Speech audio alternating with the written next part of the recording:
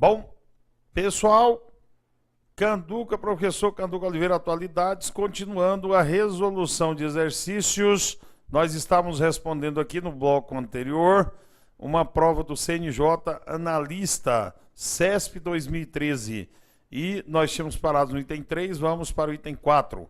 Item 4, prova analista do CNJ.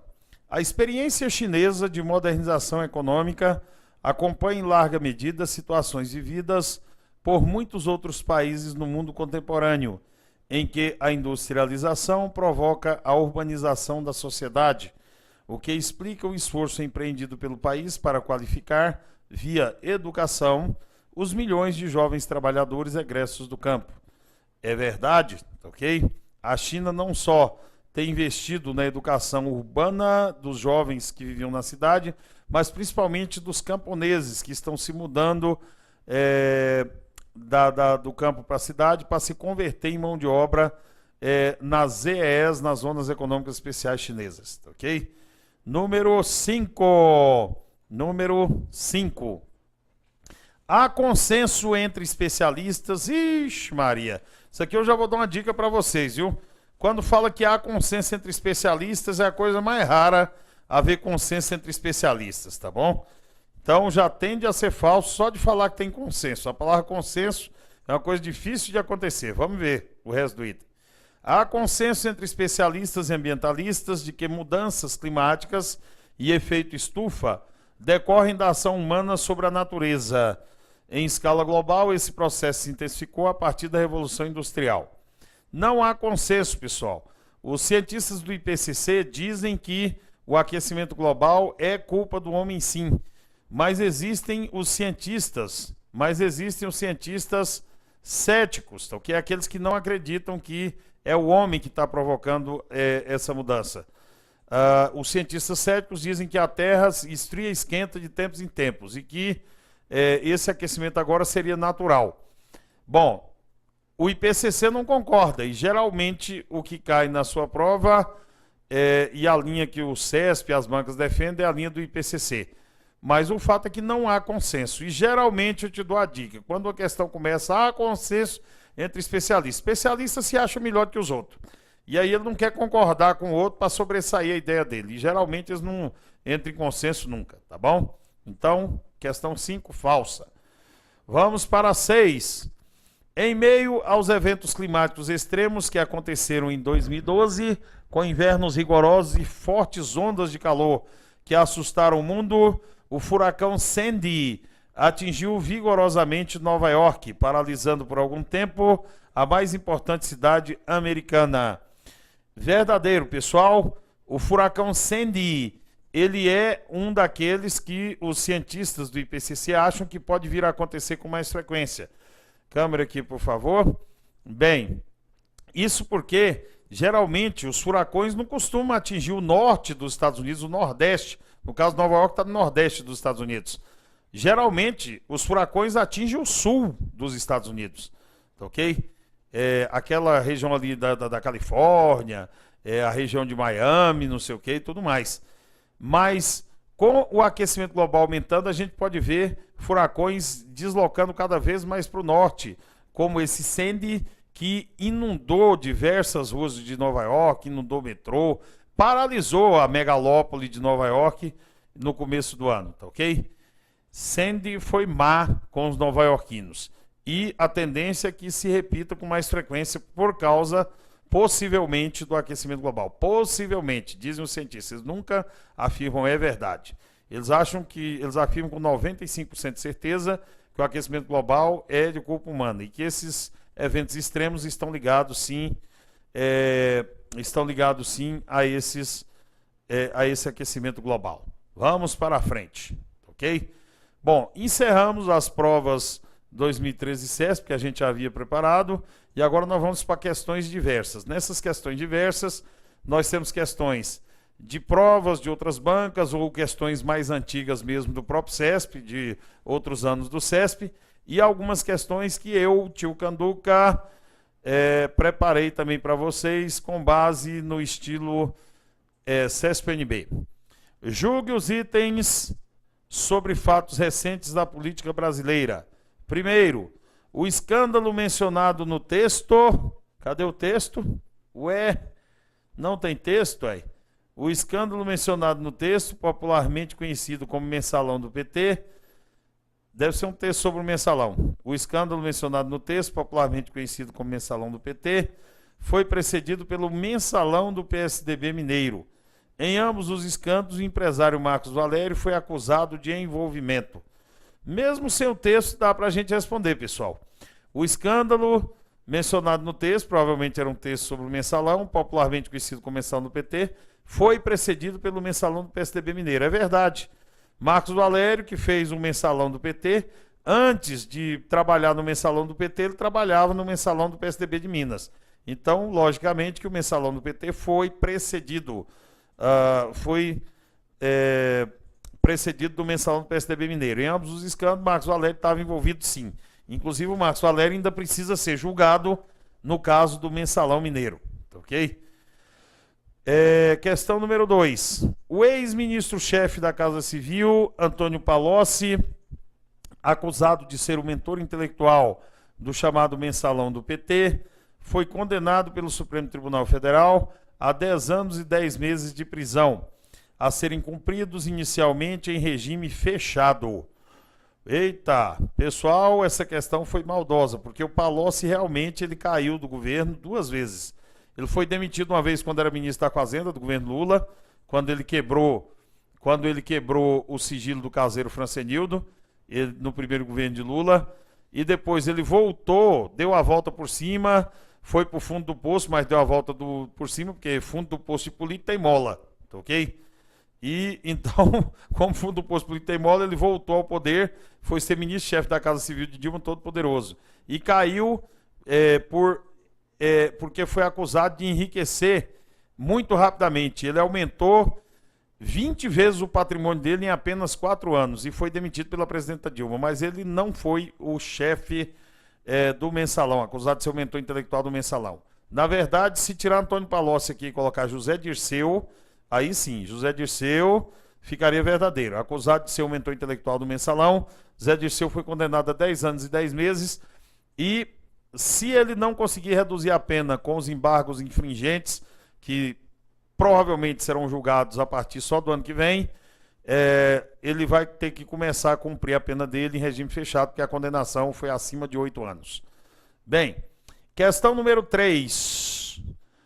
A Operação Monte Carlo já provocou efeitos reais na vida política nacional. Em julho de 2012, o senador Demóstenes Torres, sem partido de Goiás, teve o seu mandato cassado por corrupção passiva, em função do seu envolvimento com o contraventor Carlinhos Cachoeira. Bom, pessoal, questão falsa. Por qual motivo? Bom, a Operação Monte Carlo foi a operação realmente que desbaratou o esquema de Carlinhos Cachoeira. Monte Carlo é o nome de um cassino famoso, tá ok? Lá na Europa, fica lá no Principado de Mônaco, onde tem aquela corrida de rua, tem a curva do cassino, é lá o cassino de Monte Carlo, lá na corrida de Fórmula 1. Então o nome é uma alusão a jogo, né? Um local de jogo, desbaratou o esquema de Carlinhos Cachoeira. E realmente Demóstenes foi cassado. Mas essa questão aqui foi de uma maldade tão grande, porque o julgamento no Senado ele é um julgamento político. O Demóstenes foi julgado por quebra de decoro parlamentar e não por corrupção passiva. Ele vai ser julgado por corrupção na justiça comum. O Senado não pode fazer esse tipo de julgamento, não. Lá o julgamento é político. Ele mentiu para os colegas e, por ter mentido, que não tinha envolvimento com Carlinhos Cachoeira, ele foi tirado do poder. Olha que maldade, hein? Bom, questão número 4. A lei da ficha limpa, lei complementar 135/2010, aprovada pelo Congresso Nacional e sancionada dia 4 de junho de 2010, pelo presidente Luiz Inácio Lula da Silva, impede, dentre outros dispositivos, a candidatura de políticos condenados por um colegiado da Justiça. Deixa eu tomar um golinho d'água aqui, que parece que eu estou querendo soluçar.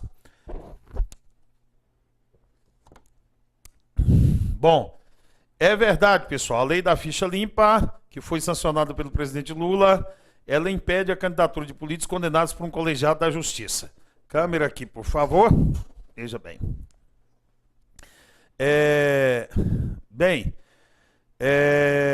Por que ela impede a candidatura de políticos condenados por um colegiado da Justiça? Um colegiado da Justiça tem que ser condenação de segunda instância. Se a condenação for só em primeira instância, o caboclo não fica ficha suja. É para evitar perseguição, que um só juiz persiga o candidato e o tire da vida política. Então, somente quando é um colegiado de juízes, é decisão de segunda instância, que o caboclo fica ficha suja, tá bom? Então, próxima questão, número 5, né? Slide, por favor. Veja lá. A Comissão da Verdade, instalada pela presidente Dilma Rousseff no início de 2012, pretende apurar as violações aos direitos civis ocorridos entre os anos de 1946 e 1988 e, ao final, punir os responsáveis por tais violações. Bom, questão falsa por causa do final, ó. A Comissão da Verdade, ela não pode punir. Ela quer apenas passar a história limpo, descobrir a verdade e, principalmente, encontrar os corpos dos desaparecidos políticos para devolver aos seus parentes. Essa Comissão da Verdade brasileira, realmente ela vai investigar as violações aos direitos civis cometidos entre o interregno dessas duas constituições, ó. Tem gente que achou que era falso quando eu respondi essa questão em sala de aula. Quando eu respondi em sala de aula essa questão aqui, muita gente achou que era falso porque falou, não, de 1946, 88, sim, desde a Constituição de 1946 até 88, no interregno dessas duas constituições. E ao final, se terminasse aqui, ó, em 88 seria verdadeiro. Aí o final aqui é que botou falso. Aí ao final puniu os responsáveis. Ela não tem poder de punir, não.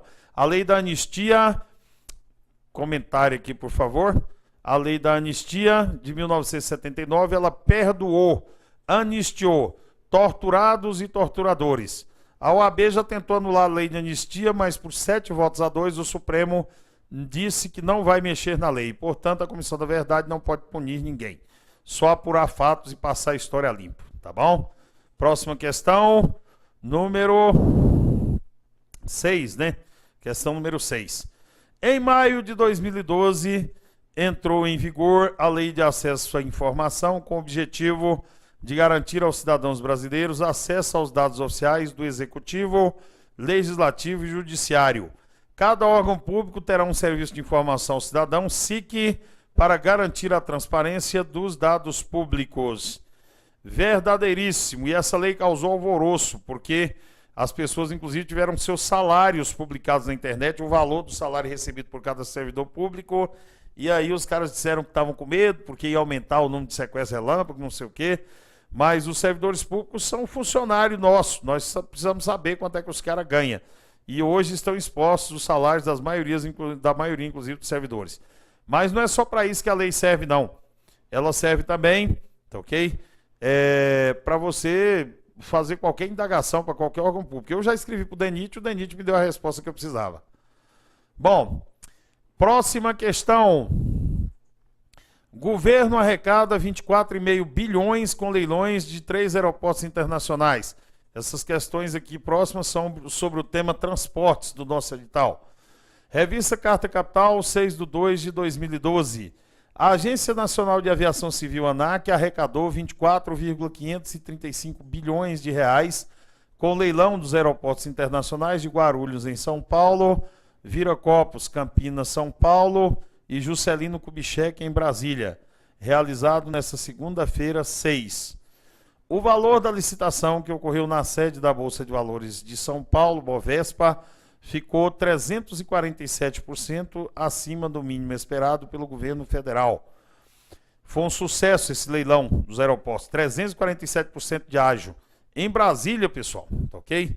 Em Brasília, o ágio do leilão do aeroporto JK aqui foi de 600%.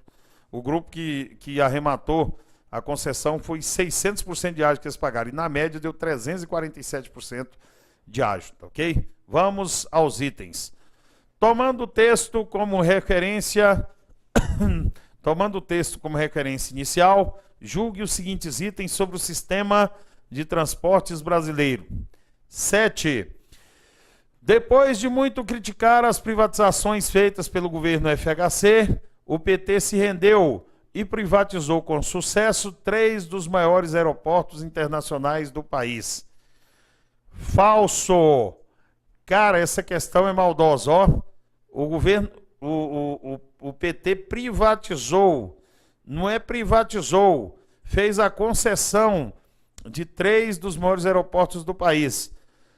Artigo 21, inciso 12 da Constituição, diz que é proibido privatizar transporte aéreo, aquático, terrestre, ferroviário e tal. A concessão tem que ser por tempo determinado. Quando vence a concessão, aquele bem público volta a pertencer ao governo. Os aeroportos leiloados, inclusive, o prazo de concessão foi assim, ó. Guarulhos, 20 anos, Brasília, 25 anos e Viracopos, em Campinas, 30 anos, tá ok? Então, privatizar é quando você vende o bem e ele não volta mais para a mão do governo. Existe vedação constitucional, artigo 21, inciso 12, e que só permite concessão, autorização ou permissão para o caso do setor de transportes, tá ok? Então, desestatizar, tirar da mão do Estado, não significa privatizar, tá bom? Cuidado com o que a imprensa fala, porque a imprensa fala tudo, privatizou mesmo.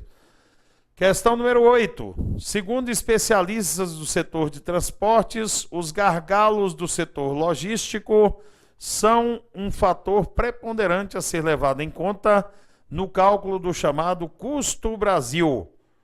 Verdadeiríssimo, os gargalos do setor logístico são a gente não ter estrada decente, ferrovia, porto, aeroporto, condições de armazenagem de grãos, de minérios nos portos, o que encarece o custo do frete, encarece, enfim, prejudica a concorrência.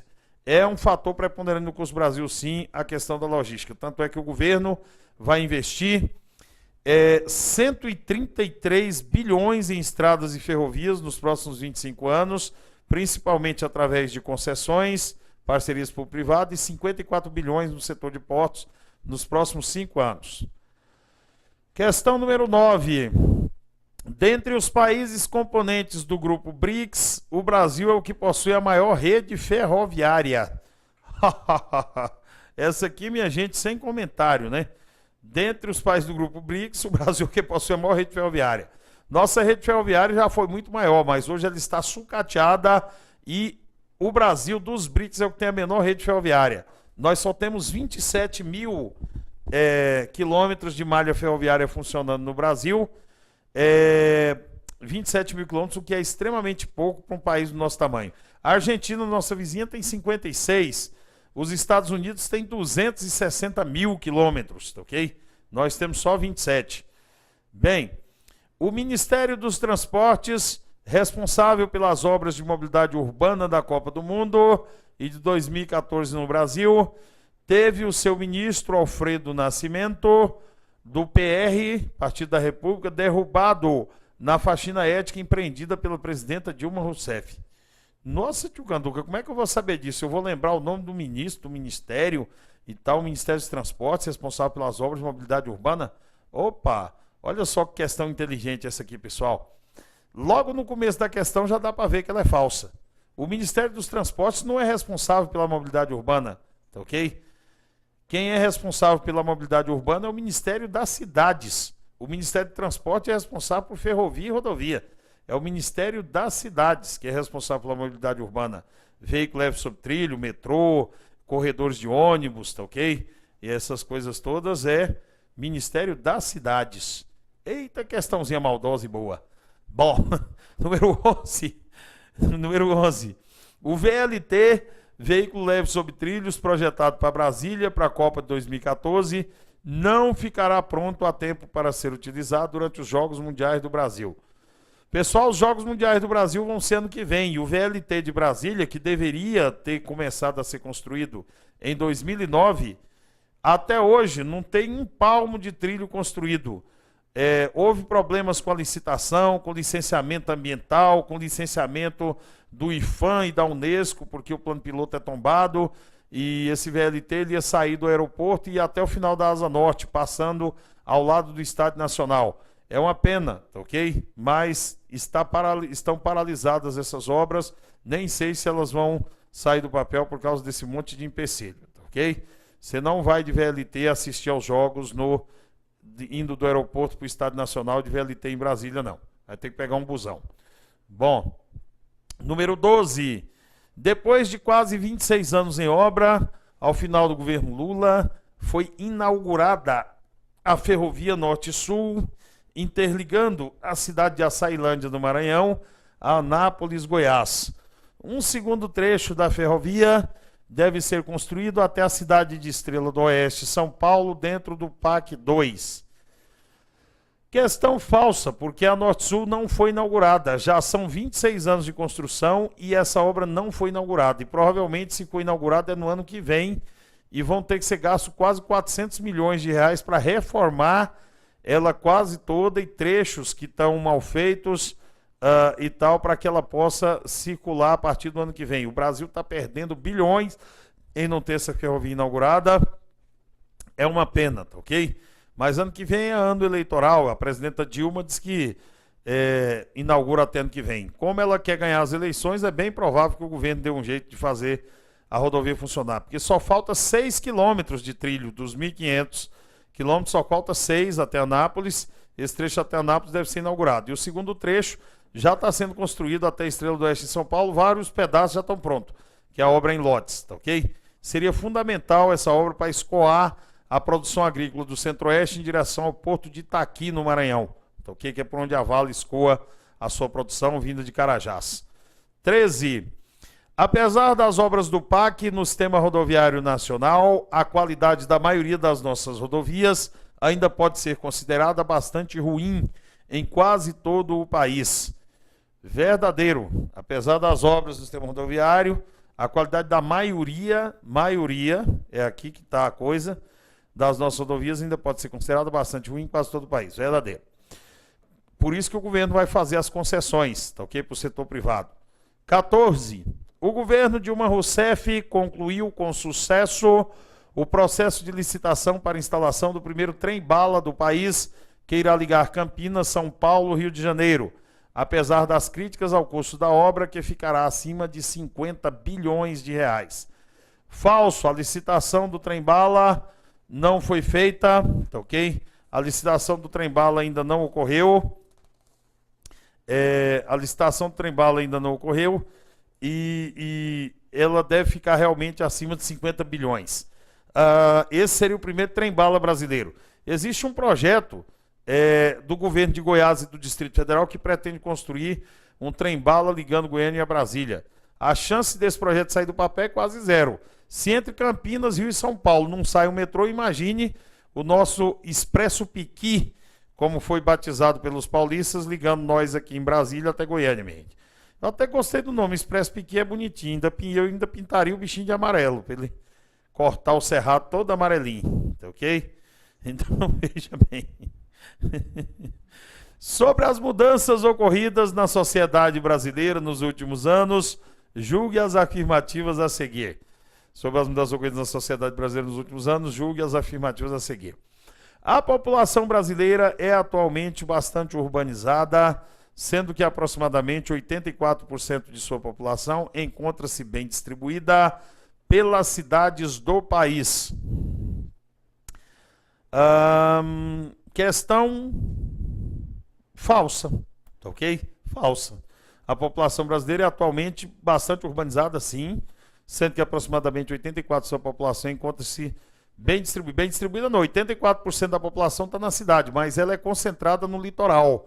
70% da população brasileira mora na zona litorânea e somente a região sudeste tem 82 milhões de habitantes. 82 milhões, só no sudeste.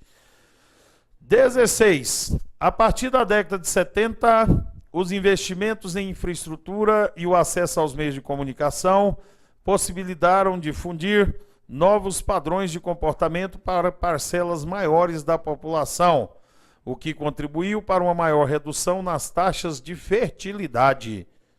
Opa, olha como é que uma palavrinha pode causar um mal-entendido danado, galera. Olha aqui, ó. Eita, olha que maldade. A partir da década de 70, o investimento em infraestrutura, o acesso aos meios de comunicação possibilitaram difundir novos padrões de comportamento para parcelas maiores da população, o que contribui para uma redução das taxas de natalidade, meu amigo. Natalidade, o número de nascimentos de criança caiu. A fertilidade da mulher brasileira anda ótima. Aliás, experimenta transar sem camisinha para testar a fertilidade, ver se você não engravida, viu? Juízo, crianças, usem camisinha, tá bom? Então, número, questão falsa, que não é fertilidade, caiu foi a natalidade. 17. Na América Latina, apenas 2 países aparecem ocupando posição na lista do IDH 2012, que os qualificam como detentores de muito alto índice de desenvolvimento humano: Chile e Argentina. Verdadeiro, ok? Chile e Argentina. O Chile na 40ª posição e a Argentina na 45ª. Como são 47 países que têm muito alto índice de desenvolvimento humano no IDH, os dois estão, e são os únicos latino-americanos que estão dentro dos com muito alto índice de desenvolvimento humano. Agora vamos ter que aguentar os argentinos, né? Nosotros tenemos IDH muy alto y ustedes no tienen. Eita, tá ruim, hein, gente? Questão 18. Principal programa social do governo Dilma, o Plano Brasil Sem Miséria, tem como uma das principais metas retirar 16 milhões de pessoas da extrema pobreza até 2014. Verdadeiro, ok? A presidenta, através do Brasil Sem Miséria, no campo e na cidade, e principalmente com o programa Ação Brasil Carinhoso, disse que nós já cumprimos antecipadamente a meta e agora em 2013 já erradicamos a miséria extrema no Brasil. Superamos a miséria extrema, ela disse. Superar não superamos não. Vocês viram que outro dia teve um comentário sobre o fim do Bolsa Família, o povo quase quebrou a Caixa Econômica no Brasil inteiro tentando sacar o último Bolsa Família. Na verdade, a gente só superaria essa extrema pobreza se as pessoas pudessem viver sem essa ajuda governamental e pudessem viver por conta própria. Ela foi mitigada, foi reduzida, mas não dá para falar que superamos, não. Questão 19. A Ação Brasil Carinhoso, que é parte integrante do programa Bolsa Família, pretende melhorar a qualidade de vida das pessoas idosas de baixa renda em todo o território nacional.